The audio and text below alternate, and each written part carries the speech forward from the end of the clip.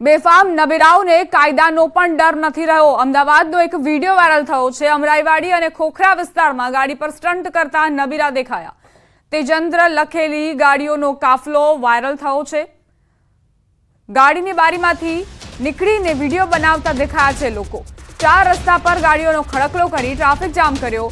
Video ક્યારે બનાવ્યો તે અંગે કોઈ જાણકારી નથી। ટ્રાફિક પોલીસે વિડીયો અંગે તપાસ શરૂ કરી છે। તો અમદાવાદના રોડ રસ્તા પોતાની જાગીર સમજતા આ નબીરાઓનો આ વિડીયો જે વાયરલ થયો છે।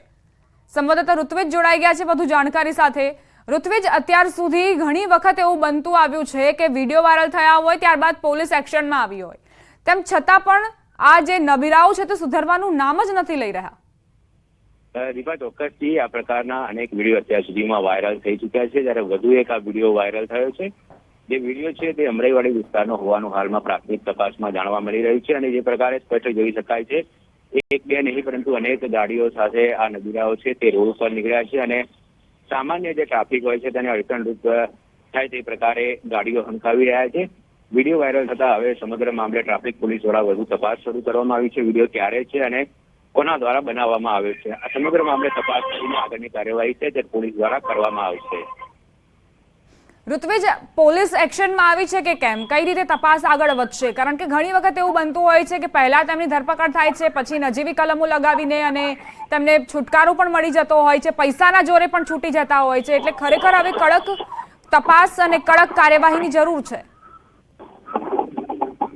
હવે સમગ્ર મામલે પોલીસ દ્વારા તપાસ શરૂ કરવામાં આવી છે અને હવે પોલીસ આગળની સમગ્ર મામલે તપાસ કરી રહી છે કે વિડીયો ક્યારે અને કોના દ્વારા બનાવવામાં આવ્યો છે, કયા સમયે બનાવવામાં આવ્યો છે, તે સમગ્ર મામલે હવે પોલીસ દ્વારા તપાસ શરૂ કરવામાં આવી છે। આભાર ઋત્વિજ જાણકારી આપવા માટે। તો રોડ પર જોખમી રીલ અને ચાર રસ્તા પર ચક્કાજામ કરતા આ નબીરાઓ, જેમને કોઈ જ અંદાજો નથી કે લોકોને કઈ પરેશાનીઓનો સામનો કરવો પડી રહ્યો છે।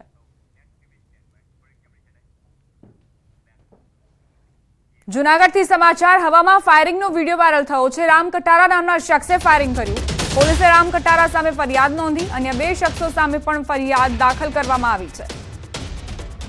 હવામાં ફાયરિંગ કરતો આ શખ્સ, જેને કાયદો વ્યવસ્થાનો કોઈ જ ડર નથી, રામ કટારા નામનો આ શખ્સ જેને ફાયરિંગ કર્યું અને આ વ્યક્તિ જે પોતાનો રોફ જમાવવા માટે આ ફાયરિંગ કરતો નજરે પડ્યો। અત્યારે આ વિડીયો ખૂબ વાયરલ થઈ રહ્યો છે।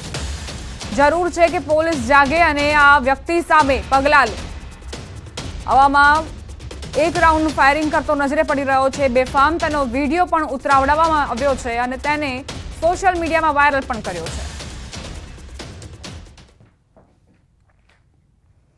પૂર્વ સાંસદના ભત્રીજા પર ફાયરિંગ થતા મોત નિપજ્યું। છોટાઉદેપુરના પૂર્વ સાંસદ અને ટ્રાઇફેડના ચેરમેન રામસિંહ રાઠવાના ભત્રીજા પર ફાયરિંગની ઘટના બની। ક્વાંટ તાલુકાના પીપલદી ગામે આ ઘટના બની છે। પોલીસે પીપલદી ગામના જ બે શખ્સો સામે ફરિયાદ નોંધી। આરોપી શંકર સંજી રાઠવા અને અમલા રેવજી રાઠવા બાઇક ઉપર આવ્યા હતા, જેમાં આરોપી શંકર રાઠવાએ કુલદીપ પર ફાયરિંગ કર્યું। અગાઉ ગ્રામ પંચાયતની ચૂંટણીમાં થયેલા ઝઘડાની અદાવતમાં આ હત્યા થઈ હોવાનું પોલીસનું માનવું છે। આરોપી શંકર રાઠવા નિવૃત્ત આર્મી જવાન છે। રામસિંહ રાઠવાના નાના ભાઈ જામસિંહ રાઠવાના પુત્ર કુલદીપનું મોત થયું છે। કોણે ફાયરિંગ કર્યું, હત્યા પાછળનું શું કારણ, એ દિશામાં પણ પોલીસ તપાસ આગળ વધી રહી છે। ભત્રીજાની હત્યા મામલે પૂર્વ સાંસદે નિવેદન આપ્યું। મારો ભત્રીજો ગામમાં લોકપ્રિય હતો, ઈર્ષ્યાના કારણે હત્યા થઈ હોવાની મને શંકા છે। ચૂંટણીમાં લડે નહીં તેથી કાંટો કઢાયાની શંકા। મને ખ્યાલ નથી કે ભત્રીજાને કોઈ ધમકી મળતી હતી। પૂર્વ સાંસદના નાના ભાઈના પુત્રની હત્યા નિપજાવવામાં આવી છે। આખરે કયા કારણોસર તે હજુ પોલીસ તપાસ બાદ જ બહાર આવશે। બે શખ્સ આવ્યા બાઇક પર અને ત્યારબાદ કુલદીપ પર ફાયરિંગ કર્યું અને તેની હત્યા નિપજાવી દીધી। હવે અંગત અદાવતમાં અથવા તો કોઈ ઝઘડાના કારણે આ હત્યા કરવામાં આવી, તેને લઈને પણ પોલીસ તપાસ આગળ વધારવામાં આવી છે। સીધી અણબનાવ બન્યો હોય એવો અમારા ધ્યાનમાં નથી આવ્યું, પણ એ બધું હવે પોલીસના પેલા એમાં બહાર નીકળશે જે હશે તે, ને ધીરે ધીરે એની બધી જ કડીઓ ખુલશે। મોટા ભાગે તો મને એ ડાઉટ છે કે રાજકીય ષડયંત્ર જ હોઈ શકે, બાકી બીજું કોઈ આ બાબતમાં કંઈ લાગતું નથી। ભત્રીજાની હત્યા મામલે પૂર્વ સાંસદે પણ નિવેદન આપ્યું. મારો ભત્રીજો ગામમાં લોકપ્રિય હતો, ઈર્ષ્યાના કારણે હત્યા થઈ હોવાની તેમણે શંકા વ્યક્ત કરી. ચૂંટણીમાં લડે નહીં તેથી કાંટો કઢાયાની પણ તેમણે વાત કરી. મને ખ્યાલ નથી કે ભત્રીજાને કોઈ ધમકી મળતી હતી. સીધી અણબનાવ બન્યો હોય એવું અમારા ધ્યાનમાં નથી આવ્યું, પણ એ બધું હવે પોલીસના પેલા એમાં બહાર નીકળશે જે હશે તે, ને ધીરે ધીરે એની બધી જ કડીઓ ખુલશે. મોટા ભાગે તો મને એ ડાઉટ છે કે રાજકીય ષડયંત્ર જ હોઈ શકે, બાકી બીજું કોઈ આ બાબતમાં કંઈ લાગતું નથી. 2-3 વર્ષ પહેલાં જે સરપંચની ચૂંટણી હતી ને એમાં સભ્યપદ પર જે શંકરભાઈ ઉભા રહ્યા હતા એ અમારા વિરોધમાં હારી ગયા હતા. ત્યારે પણ 2 વાર ઘરે આવીને ધમકી આપીને ગયા હતા કે તમને મારી નાખીશ, જીવા નહીં દઉં. અને એ વસ્તુ ગઈકાલે એ કરીને ગયા છે કે જે પહેલાં ધમકી આપી હતી એ કાલે એ કર્યું જ છે પૂરું. जो शंकर भाई राठवा और कुलदीप भाई राठवा पंचायत के इलेक्शन में दोनों अपोजिट ग्रुप्स में इलेक्शन लड़ रहे थे और कुलदीप भाई राठवा उस इलेक्शन में का जो ग्रुप था उस इलेक्शन में विनर निकला था. इस वजह से उन दोनों के बीच में अदावत चलती रहती थी.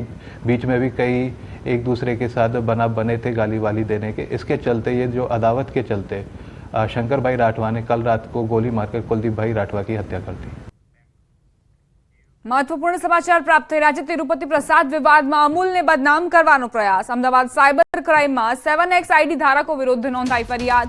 GCMMF લિમિટેડના અમૂલ સંસ્થાના કર્મચારીએ ફરિયાદ નોંધાવી. એક્સ આઈડી ધારકોએ તિરુપતિ બાલાજી મંદિરના પ્રસાદને લઈને પોસ્ટ કરી હતી. પ્રસાદમાં વપરાયેલ એનિમલ ફેટવાળું ઘી અમૂલનું હોવાનો ઉલ્લેખ કર્યો હતો. સંસ્થાને નુકસાન પહોંચાડવાના ઈરાદેથી પોસ્ટ કરવામાં આવી હોવાનો આરોપ. સાયબર ક્રાઇમે સમગ્ર મામલે વધુ તપાસ શરૂ કરી. તો GCMMFના MD જયન મહેતાએ આ સમગ્ર મામલે પ્રતિક્રિયા આપી અને કહ્યું કે અમૂલે ક્યારે પણ તિરુપતિ બાલાજી મંદિરમાં ઘીની સપ્લાય નથી કરી.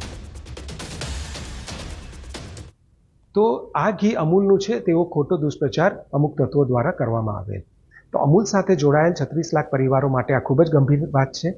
એટલે આ ફરિયાદ અમે FIR તરીકે નોંધાવી છે અમુક સોશિયલ મીડિયા હેન્ડલ્સ માટે કે જે લોકો આવો ખોટો દુષ્પ્રચાર કરીને અમૂલ બ્રાન્ડને અસર કરે છે અને તેને વિવાદમાં ખોટી રીતે રાખે છે. એટલે FIR અમદાવાદ ક્રાઇમ બ્રાન્ચ ખાતે કરવામાં આવેલ છે. અમૂલે ક્યારે પણ તિરુપતિ દેવસ્થાનમમાં ઘીની સપ્લાય કરેલ નથી. તો આ વિવાદને દૂર કરવા માટે, અમૂલ બ્રાન્ડને આ વિષયથી દૂર રાખવા માટે અમે આ પ્રકારની ફરિયાદ કરી.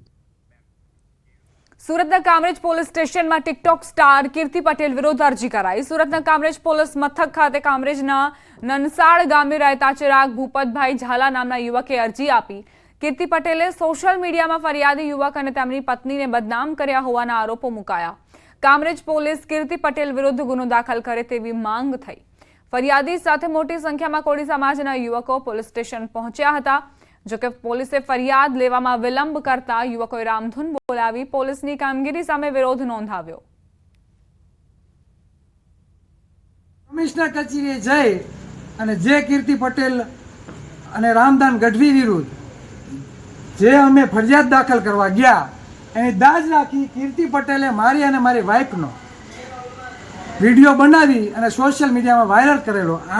આજે અમે આ પોલીસ સ્ટેશનમાં કીર્તિ